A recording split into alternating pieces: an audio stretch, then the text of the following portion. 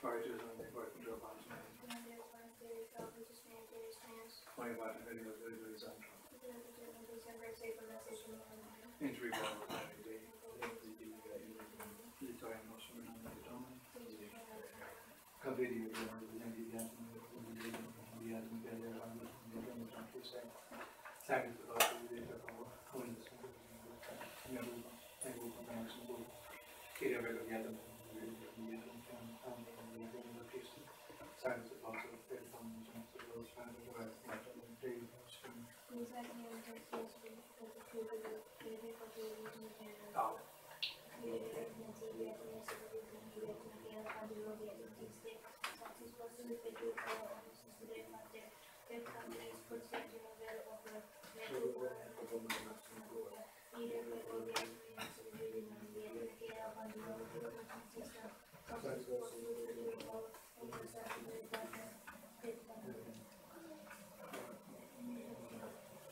Visually Wednesday was a bit of a contest match, it will also be there and bring the problems from to benefit the next discussion on yours.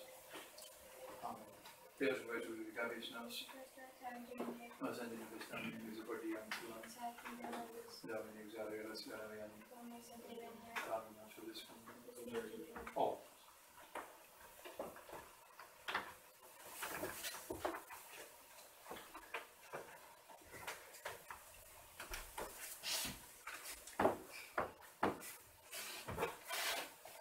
Elevated dominator dominus, and bring him in monoleos, and with testas and curving. Leos edition from rated out, teaching from imperial rages. Roy about the videos with horizontal. Secretary and TBO in December, and secular woman. Yet she had been a dominator dominus, and bring him in monoleos, and with testas and curving.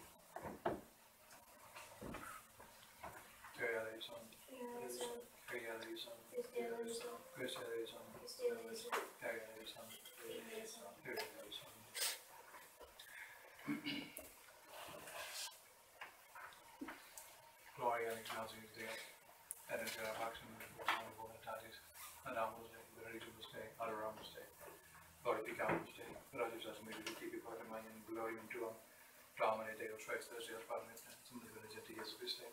How many days on the day you feel about it? Otherwise, we can't do money. Otherwise, we can't do money, so she paid it because the other most fun. We say there's an excellent part of this military. Honey, and there's other stuff, so the time, so it's years of history. When the song goes, they do it in glory, they didn't collaborate.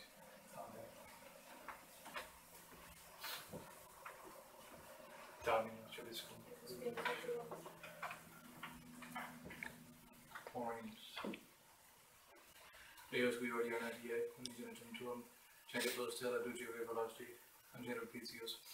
Would we AX fide, coniolimus, who's by contemplatum. Spatium to a plus 30 is very common. 30 and more enough to me as a Christian feeling to them. They have only bring out and they can't expect this sandy days. Columnia secular secular. Next year is a hypocritic. Storge illuminati use them. We have any lumen to them. And Gloria Domini super theorized. We have Chitanibury operiant. Terram, Metcaligo, Supopulus, Super Teout and Origator Dominus. And Gloria Meus and Tabi Debitor. And I will have on the Gentes in Lumine Tuo, and Rages, Hinsman Dore, Portus Tui. Leva Circuit Oculos Tuos, and Vide, Omnes Iste Congregatism, Venerum TV, Fili Tui de Longe Venian, et Filia Tui de Latere Surgent, Tunc Videbius, et Avruas, Mirabitur, Pendilatabitur Cartum, Ando Conversa Fuit, Ante Multitudo Mares, Fortitudo Gentium, TV. Inundatio Camelorum, Aperiate, and Dromedari Malian, et Eva, Omnes de Campaveniant, Aromatus differentes, Lam Nominus Iantis. Omnes de Campaveniant, Aromatus differentes, Lam Nominus Iantis.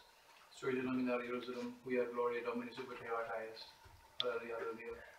Venimus Telum Angelus in Oriente, and Venimus Comunaribus Are Dominum, Alleluia.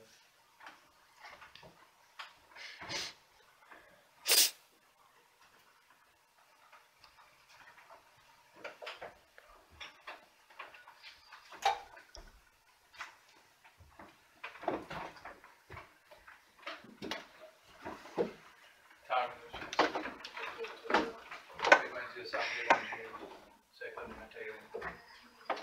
natus est Jesus in Bethlehem Iuda, in Diebus Rodis, Regius ecce magi ab oriente venerunt Jerusalemam, dicendus, ubi est qui natus est rex Judiorum, vidimus edem stelum eos in oriente, et venimus agra audiens autem Herodes rex, probatus est, ad omnis Hierosolima comilo, et congregans omnes principes sacerdotum, et scribas populi dicitabatur ab eis, ubi Christus Nazaretur. Atili dixerunt Dei in Bethlehem Iudae, sicen scriptum est per prophetam. Et tu Bethlehem terra Iuda, aequaquam venimaes in principibus Iuda, ex te enim exiat lux, qui regat populum meum Israel. Tum Herodes conclam vocatis magis, diligenter didicit ab eis tempus dele, quia paravit eis. Mitens Iudos in Bethlehem dixit, ite et interrogate diligenter de puero, et cum inveneritis renunciate mihi. Ud et ego veniens adora meum, qui cum audisent regem abiamus. Ecce stella quam viderunt in oriente antecede Maleus, usque dum veniens staret supra, ubi erat puer. Et enter autem stelum, capitis sunt gaudio magno valde, et in frantes domum invenerunt puerum Maria Mater Ieus, procedentes adoraverunt Eum. Et apertis de sare suis, obtularunt Ei mugera aurum tuus et mudam. Et responso ceptum, in somnis, ne rediret adorodem, per aliam viam, reversis unum regionem suam.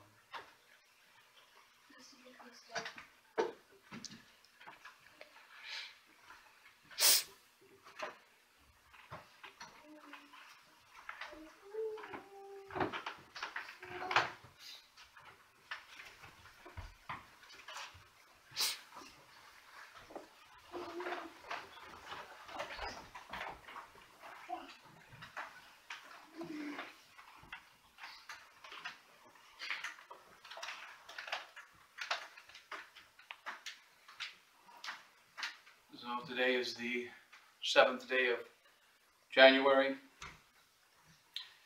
day after the Feast of Epiphany. Today's sermon, because of the request to give a sermon, and also a little bit later on, a little catechism, which we'll give later in the evening. Because today, the 7th of January, is the day of a deadline that's been given to Our Lady of Mount Carmel and to our parish here in Kentucky, the little SSPXMC,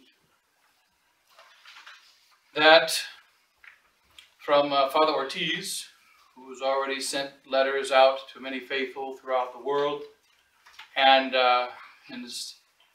says that I sent you 2 weeks ago. I sent this to Father Hugo, pass it on to me because I don't get emails and all that sort of thing. I sent you 2 weeks ago my study on Moran. Have you read it? Not hearing from you by January the 8th, that's tomorrow, I will be forced, for the sake of the common good of the resistance, to publish the moral theology applications of your associations with Moran, as many people are asking for.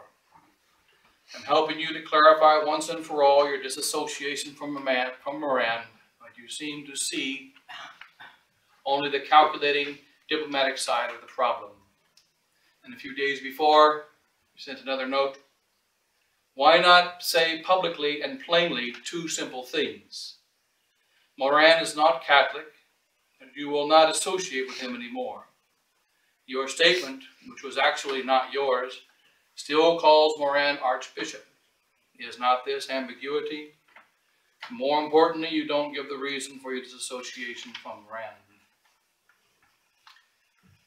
Then also I have a letter of suspension from a group, a few people in Canada, from Tony La Rosa in Toronto, Canada. Dear Father Hugo, I'm sorry, but please tell Father Pfeiffer that Our Lady of Good Success Mission's relationship with the Lady of Mount Carmel is still under suspension until issues are resolved. They are not at this point, so please tell him not to come to Toronto this weekend. The Our Lady of Good Success Mission will not receive him. It is critical that we have a conference call ASAP. Regards, Tony La Rosa. So that I am in suspension from my bishop, Tony La Rosa, in Toronto, Canada. And he said that what he is doing to others also as a backing of a solid priest of the resistance, that if Kentucky doesn't show its grave disassociation from Archbishop Ambrose, that will be considered guilty of the communicatio in sacris, and association with communicatio in sacris. Therefore, all faithful should not attend our masses. All the people should stop their support of the Lady of Mount Carmel and Father Fiver and Father Hugo. And to do so equals accepting the association with Archbishop Ambrose, because he said Mass here on this altar twice. And so therefore, Father Ortiz writes a 28-page document. It says, I received, you sent it 2 weeks ago, why haven't you answered and dealt with it? 2.5 years ago, Father Ortiz joined the resistance, and he was looking for a place to stay. I happen to have known Father Ringrose all of my life, and Father Ortiz, since I was stationed in the Philippines, not in the same priory with him, but in the Philippines with him several years ago. Knowing the characters of these two individuals, thought they would work well together, and therefore put Father Ortiz in contact with Father Ringrose and tell him, and Father Ringrose said, I have a priest whom I know from the society who's now joining the resistance, who could be a very good assistance to you, and I think you would work well with him, he will work well with you. Put the two of them together and requested more than 2 years ago, since I was able to put you together, I asked that at least once in 2 months, you can go and help some of our faithful. Philadelphia, we have a little parish there, and maybe once in 2 months you can go and help, say, the Mass there. Father Ringrose and Father Ortiz laughed. In the last 2 years, they have not said Mass ever there, or anywhere else for our people, except in those situations where Father had to go to take care of his visa. He asked, why haven't you responded to my letter in the last 2 weeks? You may recognize that in the calendar, Christmas fell on December 25th last year, and that it was a feast day and holy day of obligation. January 1st was also a feast day and holy day of obligation. January the 3rd was a Sunday. December the 27th was also a Sunday. And during this time, Father Hugo and I traveled around saying Mass for our faithful. We said Mass in about 30 different locations, exactly 30 different locations, 30 different places. In this period, for around 800 faithful, a little bit less than 800 faithful, carrying over 500 confessions, one funeral that I did during that time, Father Hugo, a baptism, and both of us anointings of the sick during that time. I had to choose between visiting the sheep, taking care of the sheep, dealing with a letter of some kind sent that I must respond to within a canonical period of 2 weeks, or else be suspended ad divinis and set aside as a priest of the resistance, and to people be told that they shouldn't attend our masses, shouldn't go to our confessions, should not hear our sermons and preaching of the faith, should disassociate completely from us. The seminarians, of course, should all leave the seminary. There should be a complete shutting down of Our Lady of Mount Carmel until such time as there is a statement that Bishop Ambrose is not a Catholic, and that we'll never associate with him ever again in our lives. Now, the letter of Bishop Ambrose, of Father Ortiz, lays out different quotes from canon law. And the argumentation is that we have violated the code of canon law concerning the communicatio in sacris. You know that the communicatio in sacris, but all along the way, in canon 13, was it 72? Along the way, Father admits, or canon 1258, canon 1258 of the Old Code of Canon Law says that no Catholic can participate in the sacred rites of non-Catholics.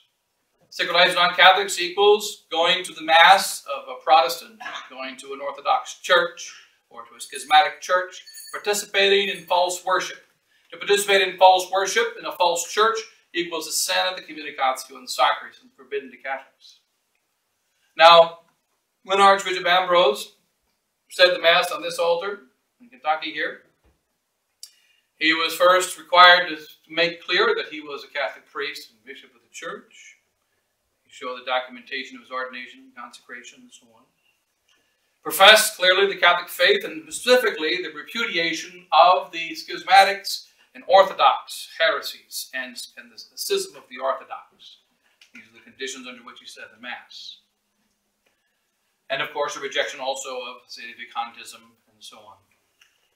And so in any case, these conditions being fulfilled, he celebrated the Latin Tridentine Mass in the Catholic Church. And this can never be considered by anyone who knows even one class of canon law or moral theology, cannot be considered by anyone to be a violation of the church law or church morals. If a priest comes and celebrates the Catholic Mass for the Catholic faithful in a Catholic church, these faithful are attending that Mass in order to fulfill their obligations and to participate in the Catholic Church and Catholic rites, the Catholic Mass before a Catholic priest. This can never be a sin. It can never be a communicatio in sacris. If the priest turns out that he is a false priest, that he is not a priest, or that he's lying, then the sin is on his head, and he's guilty of the sin of lying. This sin is not transferred to the faithful, nor is it transferred to the servers, nor is it transferred to any other priest. It is a sin of the individual if he was truly lying, which of course has to be proved. And so, under no case can there ever be a consideration of this as a communicatio in sacris. And to do so is a grave violation of the principles of moral theology and canon law. According to the Code of Canon Law, the Old Code of Canon Law, in Canon 19, the Code tells us that when the laws are penal laws, punishments, they must be interpreted strictly.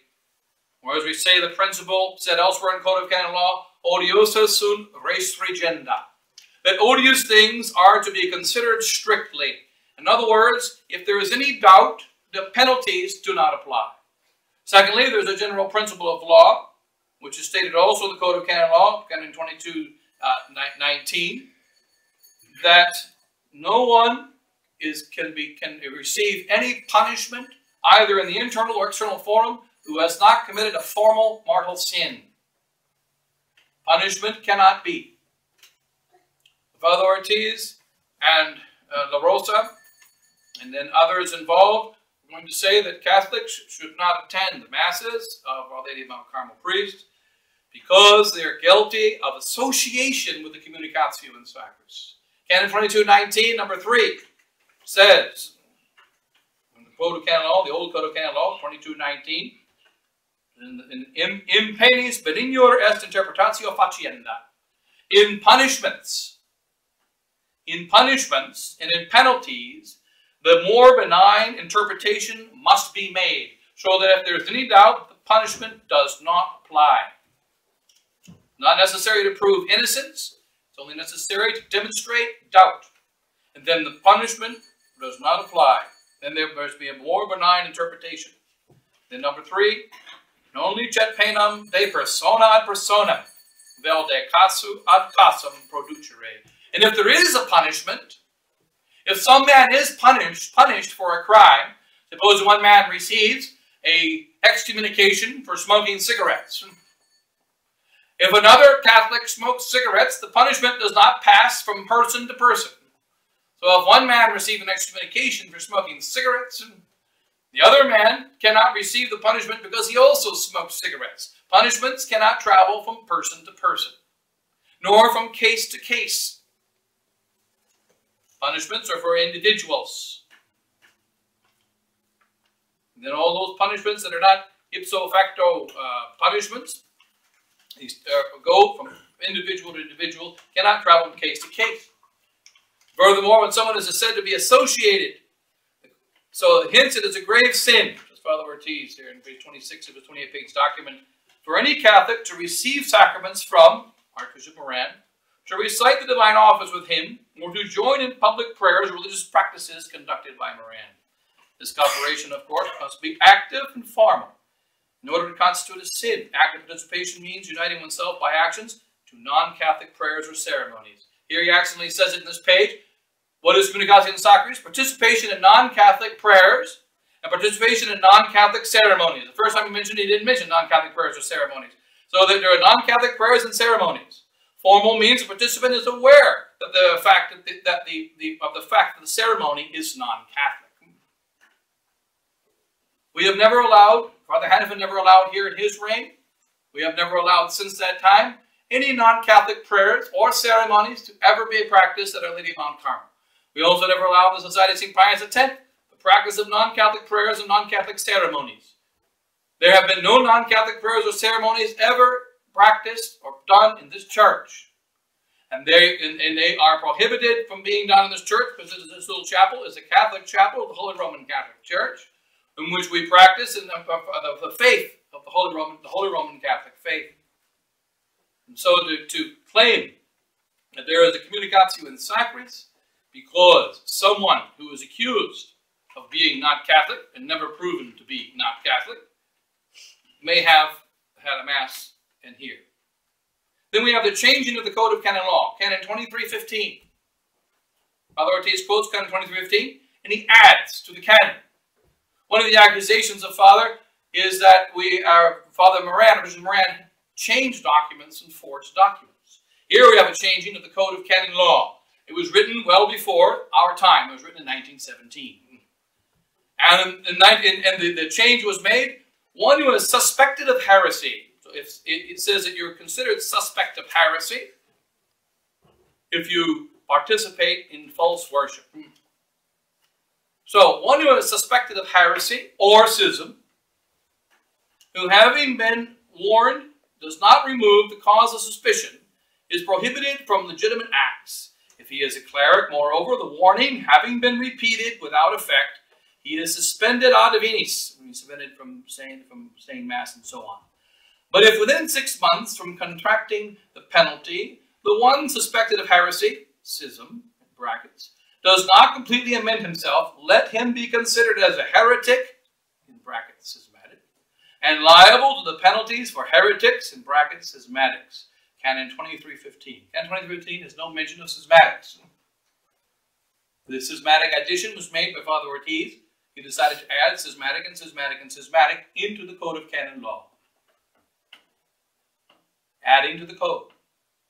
Since there's no heresy for which we can be accused, and there's no heresy for which the Bishop Ambrose can be accused, the argument is that he's in schism, and that the penalty of a suspect of heresy is the same as the penalty of the suspect of schism, and he puts, as if it's in the code, schism, schismatic, and schismatic, the penalties, which of course is not. This is changing the Code of Canon Law. That is deceptive. And we find also that anyone, he said, by simply associating with a man who committed the communicatio in sacris, equals, by his, has incurred the canonical penalties for those who depart from the Catholic Church. Moran, by his public association with schismatic Orthodox, has incurred the canonical penalties for those who depart from the Catholic Church. And that there's no Code of Canon Law says that, nor does any moral theology. One who associates himself with a heretic or a schismatic is not thereby a heretic or a schismatic. And so the false statement, absolutely idiotic and contrary to the law of the Church and the law of God. And so that the accusation that there is a communicatio in sacris is a lie. Communicatio in sacris equals to unite in non-Catholic services. The sin of communicatio in sacris, even if it had happened, is not able to pass on to others. And furthermore, no one can secretly commit the communicatio in sacris. You cannot accidentally commit it. No one can accidentally commit a murder. No one can accidentally sin. No one can accidentally deny God. You either truly, in your own full heart and will, deny him. You truly, with your full heart and will. Remember, there are 3 conditions for a mortal sin. One of those conditions is full consent. If there is not full consent, and if there is not knowledge of the sin, there is no sin. There is no mortal sin. So also that this is, we have some very foolish claims. And also we have here some statements, we're not going to go through, we'll go through it another time, that what is the purpose? We'll deal with the details of Orchards of Ambrose afterwards. What is the purpose of telling souls that they are not to go to our masses? What is the purpose of telling souls that because there was an error in judgment? The argument is there was an error in judgment. Father Pfeiffer made an error in judgment in allowing Archbishop Ambrose to celebrate the Holy Sacrifice of the Mass and allowing him to visit the seminary in this place. This error in judgment means that he should be rejected, since he has not made a public response to the canonical warning given by Father Ortiz, which we must call Cardinal Ortiz or Bishop Ortiz or Pope Ortiz, who has some kind of authority over us, and Bishop La Rosa, who in theory is a layman, but who has given us a suspension. Only a bishop can give a suspension. I am not in obedience to Tony La Rosa. He is not my bishop. I am not in obedience to Father Ortiz. He's not my bishop. He's not my priest. He's not my pope. He's a fellow priest inside of St. Pius X. We'll try to help in any way that I can in the work of the fight for tradition. We should not be in this kind of a battle. Why? Because our battle is a battle of the faith. Our battle is a battle of the faith. Why do we have a Mass here? Why do we go around to 30 different places in 2 weeks? Or 12 days, 11, 12 days. Why do we do this? Because of the fact that there is a crisis of faith in our Holy Church. And that these souls need the faith. And they need the sacraments. And they need the truth. And they're calling for it. To tell souls that it is a sin to receive the sacraments, or to indicate that the grave problem, the accusation is that we at Our Lady of Mount Carmel are guilty of violating this code 2315, and we are considered suspect of heresy, or in this case, suspect of schism, because we have been warned. Now, the Church has a warning process. This comes from the bishop and the authority of the Church. So the argument is that Father Pfeiffer and Father Hugo, they are to be considered suspect of heresy, or rather suspect of schism, when the canon doesn't speak of schism at all, so it would be a misapplication of the canon anyway, who having been warned, canonical warning, do not remove the cause of suspicion. They are prohibited from legitimate acts. When you use the cleric, suspended ad divinis. 6 months from contracting the penalty to show to remove the cause of the suspicion. The cause of the suspicion was the priest saying Mass here. That cause was removed a long time ago. So the cause of suspicion is gone. But here it says it's not enough to remove the cause of suspicion. What is necessary is to make a public retraction to Cardinal Ortiz and Bishop La Rosa in order that there be a canonical acceptance, that they decide that if there are public retraction is sufficient for them, then they can issue a proclamation to the world that it is now acceptable to continue to go to our Masses. The faithful must decide on their own. We are in a crisis in the Church. It is a crisis of faith. And the faithful who want to stay firm with the Holy Roman Catholic faith, the teaching of the Church down the last 2,000 years, against the modernist errors and against the heresies of Vatican II, and the new Vatican II, which has spread itself in the Society of St. Pius X, which continues on its path down towards modernism and away from the truth of Christ. We must decide whether we're going to stand for the faith, stand for the truth, or not. We must stand for the truth. We must stand for the faith. So, the argument is that this Archbishop Ambrose is a schismatic Orthodox. Yet it has never been proven that he is a schismatic Orthodox. An example, he says here, for instance, Archbishop Ambrose claims to have received training at Maryknoll University, the Salesians, and so on. He gives no proof. Therefore, he receives the canonical penalties of receiving ordination without being properly instructed in how to for ordination. So Moran claims his ecclesiastical studies are the following: 1974 to 85 studies at Catholic Ukrainian College in Rome, no proof, says Father Ortiz. Studies of the Byzantine theology, Fordham University, no proof. Major theology at the Catholic Seminary of Maryknoll, New York, no proof. And therefore, canonical consequence, irregular in receiving holy orders without ecclesiastical studies, from Canon 976. There's a minor detail that Father leaves out. He never requested the proof. At no point did he ever contact Archbishop Ambrose. Here we have a 28-page document condemning a man, saying that he is not Catholic. At no point did he ever contact him in order to even get his claims. At no point did he ever contact him in order to be able to defend himself. And yet there is a public denunciation. This is called the sin of calumny, and if there's any truth in it, the sin of detraction. Primarily here, the sin of calumny, by which you say that there is no proof, no proof, no proof, and yet there was no request of proof. So, we can apply the same. Where is the proof of Father Ortiz or any other priest's completion of studies? Do we have to ask whether someone studied, what classes they went to, what university they graduated from, what day they were ordained on, how many witnesses there were of the ordination? If this was the requirement of Catholic faithful, no one could be a Catholic. We don't need to check into every little detail, but if you want to, check. You ask the individual.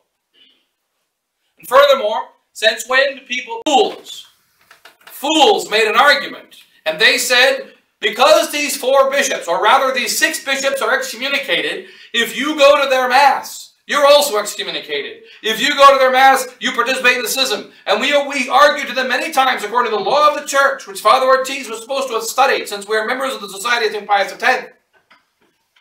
If you go to the Mass of a priest who is excommunicated, or you go to the Mass of someone who is supposedly excommunicated, you do not get the excommunication. It doesn't jump on you.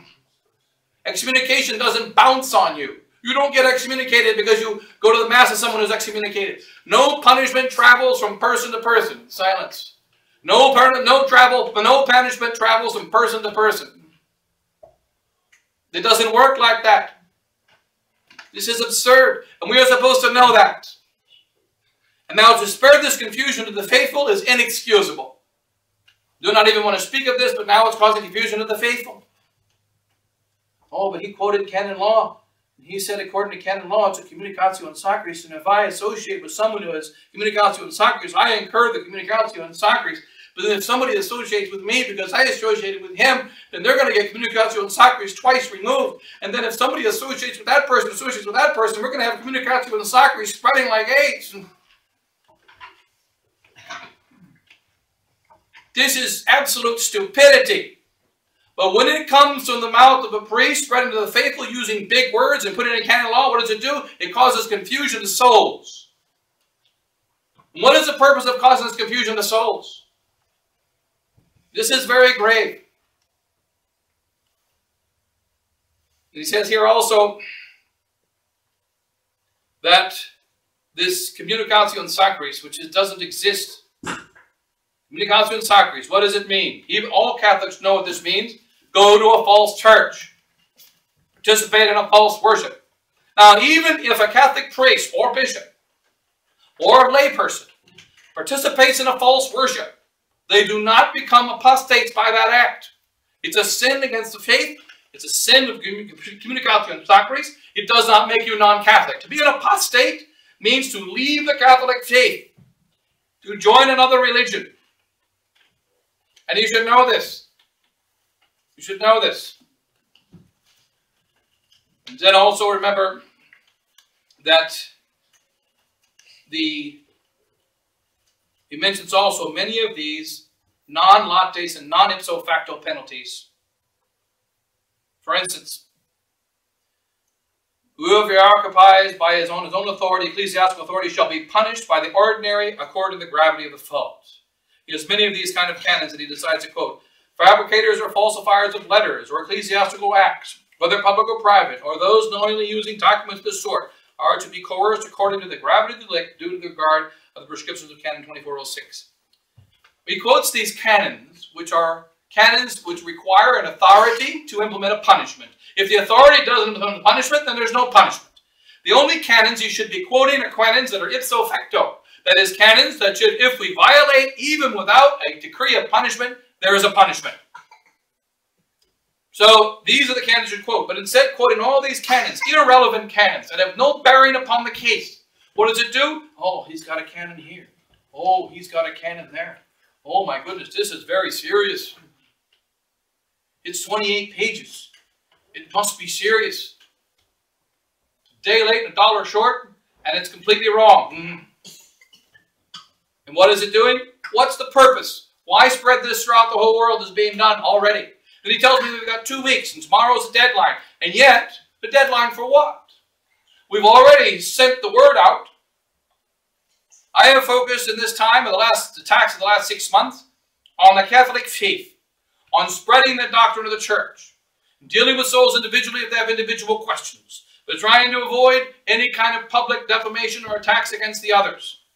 This has not been the case on the outside. The only time the reason is necessary to make this little statement here now is because now there's a grave attack upon the sheep continuing. It won't stop. Now what if we apply these principles to the situation of Father Ortiz?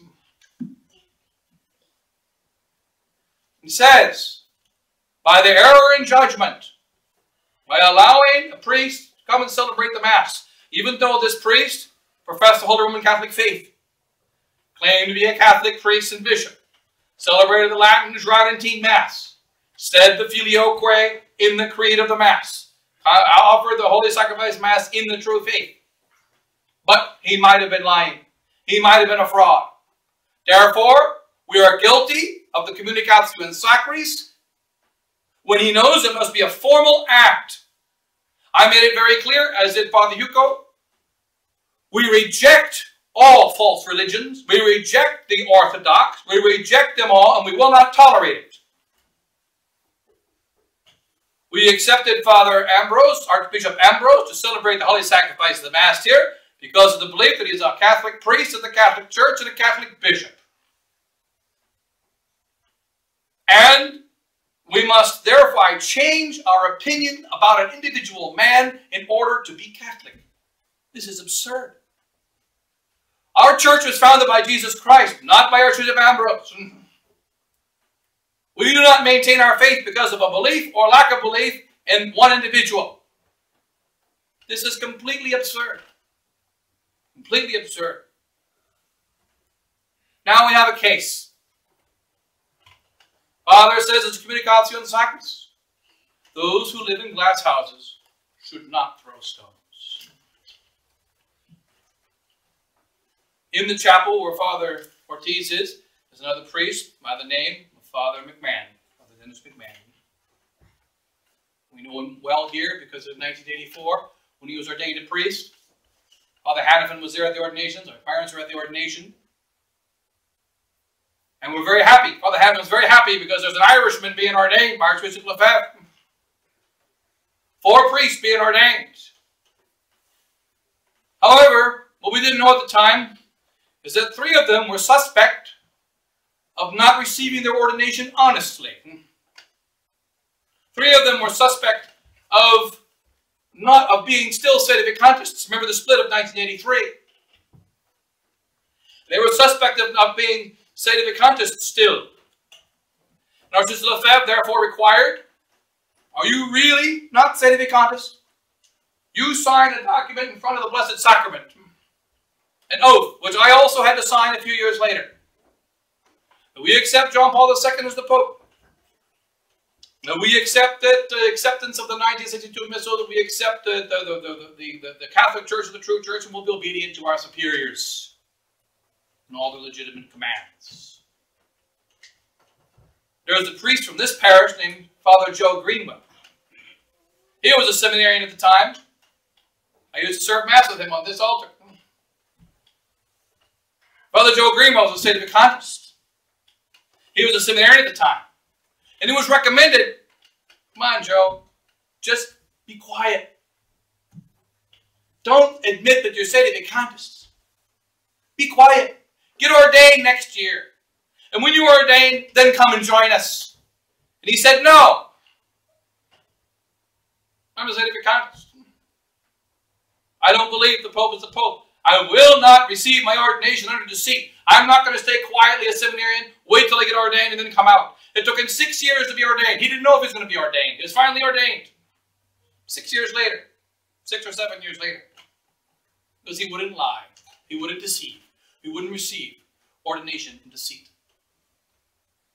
Father McMahon and the other 2 priests with him, the only exception, Father Hogan, signed the document in front of the Blessed Sacrament with Archbishop Lefebvre and the Blessed Sacrament. The next morning they were ordained priests. And on Monday, Memorial Day in May of 1984, they left the Society of St. Pius X after being priests of the society for 2 or 3 days. The ordination was received under deceit, violating Canon 2374 of the Code of Canon Law and quoted by Father Ortiz. Whoever approaches holy orders without demissorial letters or with false ones, or before canonical age, or at least in some evil way, is by that fact, ipso facto, so it doesn't have to be a decree, suspended from the orders received. And if one does so without testimonial letters or while detained by a censure, irregularity, or other impediment, he is to be punished with grave penalties according to the circumstances of things. So, to receive ordination under deceit, malitiose is what it says in the Latin, maliciously. To receive ordination under deceit, it was a violation of the Code of Canon Law. Now, who did he deceive? He deceived Jesus Christ and signed a document. Worse than not getting demissorial letters. What else happened? He deceived the Archbishop Marcel Lefebvre, the founder of the Society of St. Pius X. He says Mass on the same altar as Father Ortiz. He lives in the same house as Father Ortiz. If it is a sin to accept someone who says he is Catholic and visits once or visits twice, and then he's gone, what must it be to be there with one who is, according to the 1917 Code of Canon Law, his orders are irregular? Furthermore, he is a public sedevacantist who tried to make the church with Father Ringrose into a sedevacantist chapel, who speaks about it to others. He spoke about it to me when I spoke to him. I spoke with Father McMahon also about this situation. You received your ordination under deceit. No, every sin can be forgiven, but you did was wrong. And he said, no, I didn't do anything wrong. Everybody knew I was a sedevacantist. I didn't do anything wrong. All of a sudden, they said I couldn't be sedevacantist anymore. So I said, well, I don't care. What is the purpose? What is the benefit of souls? We are fighting for the salvation of souls. If you follow these principles, association with an association equals a violation of the faith, then you must apply those same principles to yourself. This is not the application of the church. According to Father Ortiz's principles, he must also be guilty of malicious acceptance of ordination, since he's associated with someone who maliciously accepted. But according to the Code of Canon Law, Father Ortiz is not guilty. I follow the Code of Canon Law,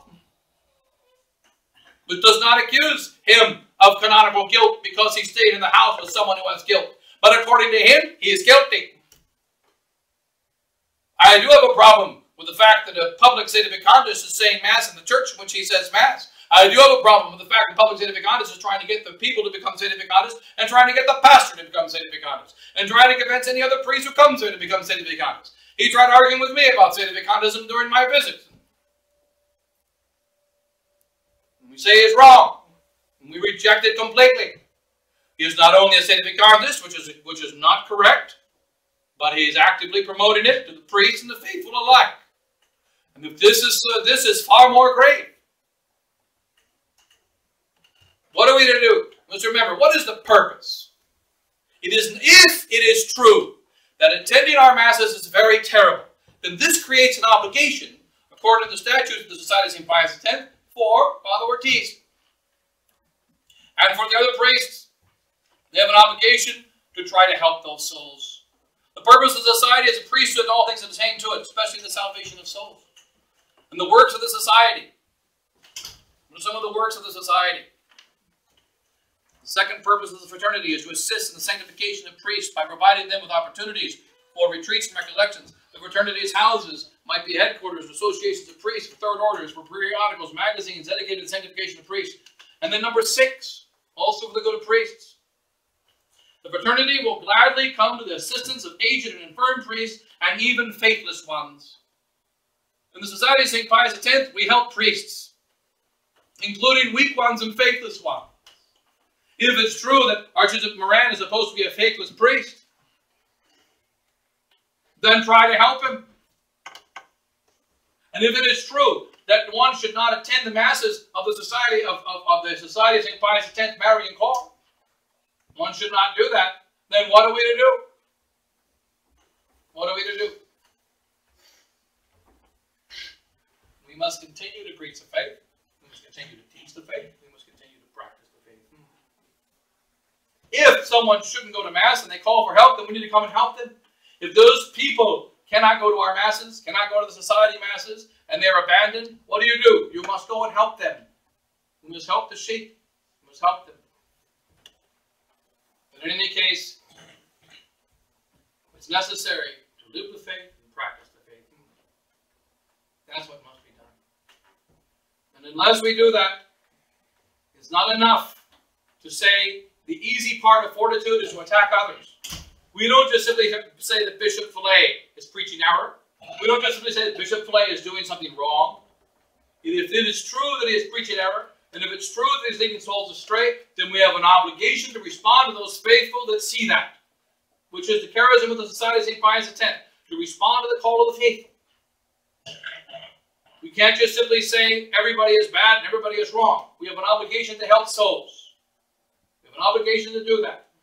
That's what we must do. But in any case, we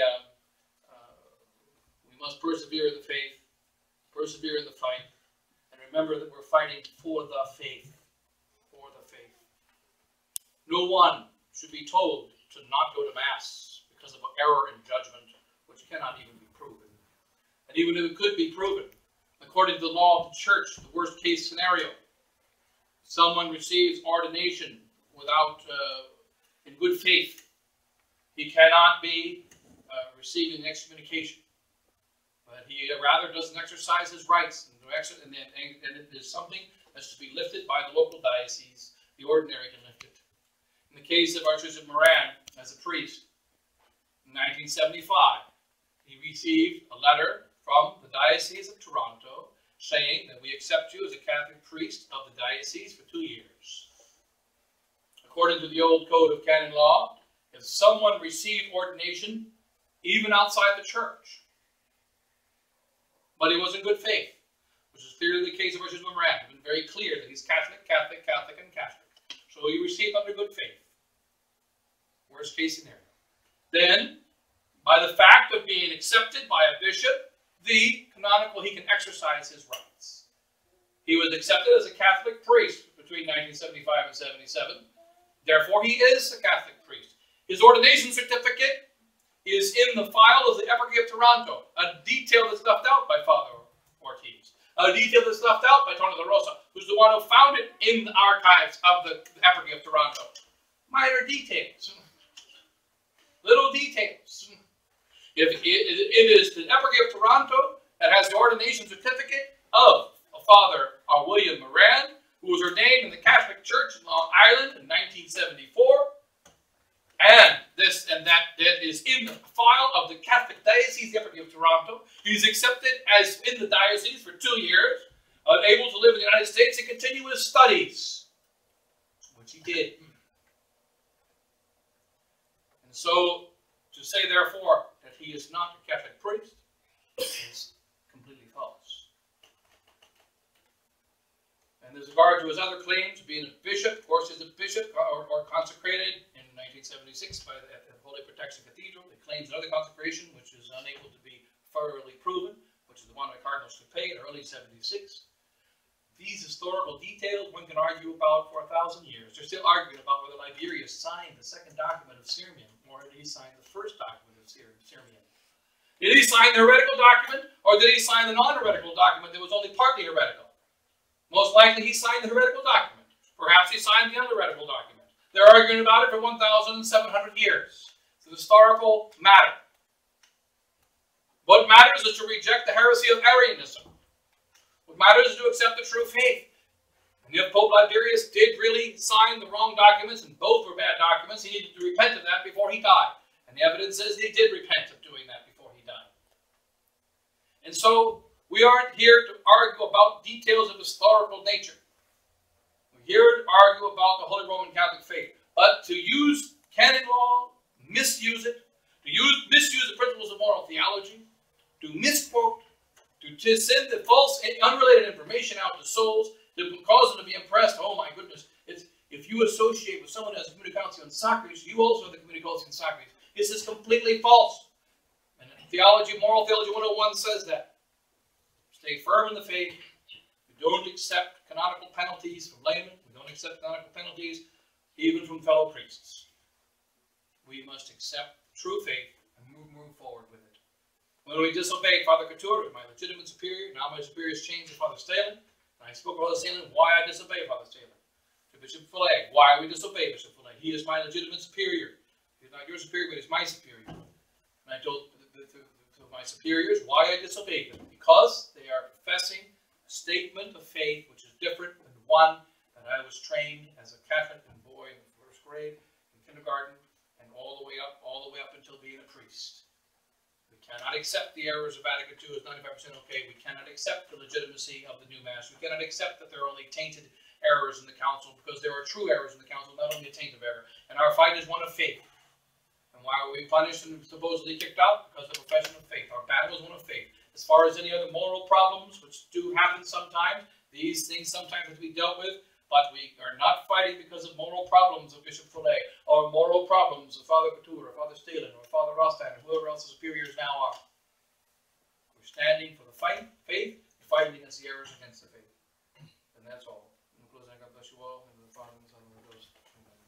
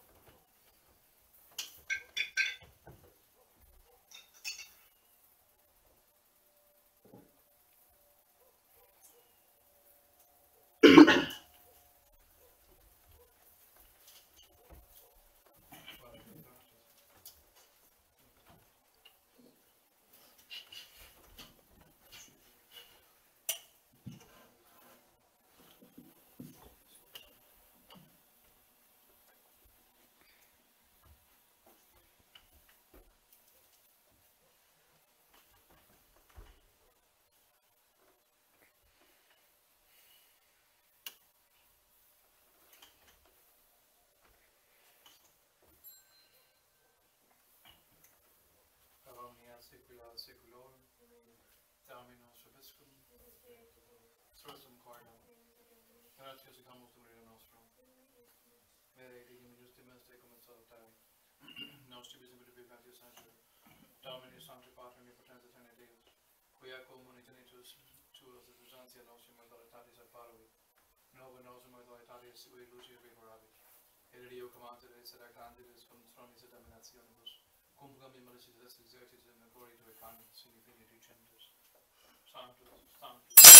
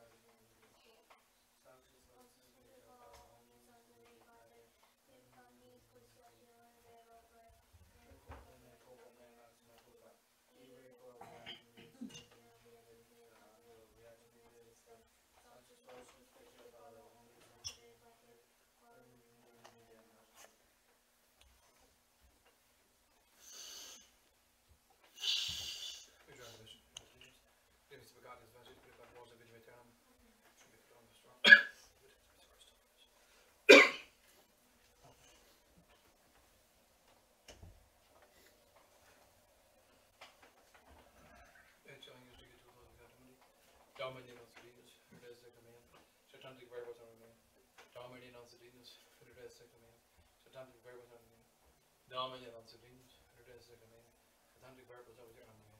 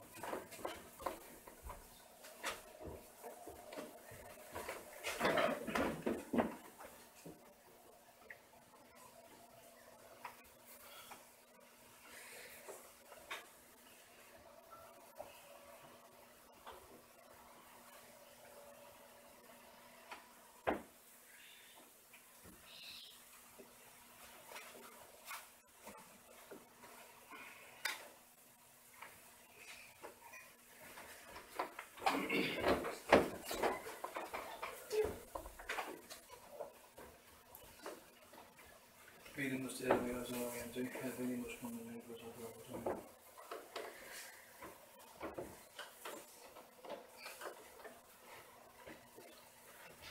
Darwin was this one. Holmes. Raise of wisdom and evidence news. Ut quae solemne celebramus officio glorificate mentis into the cleansing of the coffee. Credam not to me as in custom feeling. We take them and view the radiance, we time to view the sanctities. But on means we don't see them.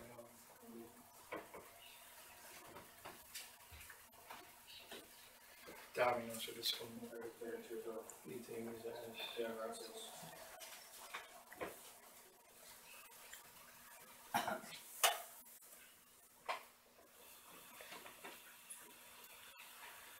and we had balls and we were going to think about a few years it's good as sang. Darwin answered this one. Eating something on the it's the good wine. England should you air out there, but they're not the damn and they're the damn only in the way or something. I think about it, we got it there. We don't lose it, why does he ran it? It's like family testimony. Now you're out there, such as one. Where look back with an alternate quite a lot of bridge about the bridge about him that they told us not in previous day. If you guys are good, now let's give him a shot. Negative, finance negative, or whatever you call it. You know, very powerful about it. It was one of those long fights and buttons and that's it.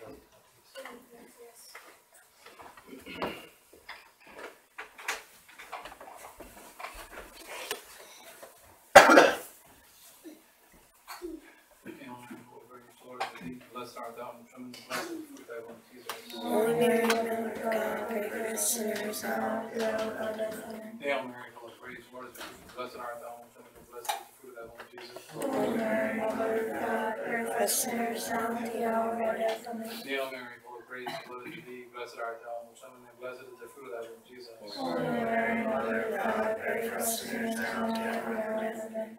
Hail, Holy Queen. Mother of mercy, our life, our sweet and our hope. To thee we cry, our Lord, show your name. To use ourselves mourning, weeping, and valley tears. Remember His grace towards us. And after this, our salvation towards us in time of Jesus. Until Virgin Mary. Pray for us, O Holy Mother of God. Pray for me, Mother, for your promise to Christ. Let us be our God, our refuge, and our whom I believe. Intercession of the glorious and immaculate Virgin Mary, Mother of God. O loving Joseph, his spouse, the blessed apostles, Peter and Paul, and all the saints. For the mercy of the conversion of sinners, and for the freedom and exaltation of the Church. The same Christ our Lord. Amen. Michael the Archangel, may God in the holy grave, and now cast the whole Saint and Holy Spirit, and all the secret souls. Most good our Jesus. Mercy. Most good our Jesus. Mercy. Most good our Jesus.